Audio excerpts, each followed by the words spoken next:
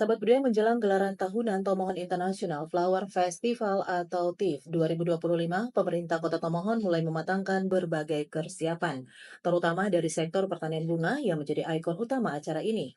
Kepala Dinas Pertanian dan Perikanan Daerah Kota Tomohon, Karelalah mengungkapkan, persediaan bunga untuk TIF tahun ini sudah mulai digarap serius sejak beberapa waktu lalu. Dikatakan Karel sebanyak 35 kelompok tani bunga sudah menanam sekitar 381 ribu pohon bunga krisan yang memang menjadi andalan Kota Tomohon. Tidak hanya bunga krisan, para petani juga tengah menyiapkan beragam jenis dan warna bunga lainnya. Ini dilakukan untuk mendukung kebutuhan estetika dan kreativitas para dekorator yang akan merancang float atau kendaraan hias dalam parade utama nantinya. Sebelumnya, Wali Kota Tomohon, Karol Senduk juga menyerahkan langsung bantuan berupa 50 ribu stik benih krisan bakar kepada 5 kelompok petani bunga di Tomohon.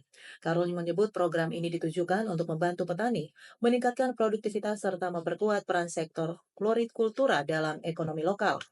TIF 2025 dijadwalkan berlangsung pada Agustus mendatang dan seperti tahun-tahun sebelumnya, diharapkan akan menarik perhatian wisatawan lokal maupun mancanegara. Sebagai informasi, Tomohon International Flower Festival atau TIF adalah agenda tahunan berskala internasional. Event ini menampilkan parade kendaraan hias bertabur bunga, pertunjukan seni budaya, hingga pameran industri kreatif. Tentunya sahabat budaya, festival ini menjadi wadah promosi kekayaan alam, pertanian, dan pariwisata Kota Tomohon yang terkenal sebagai kota bunga di Sulawesi Utara.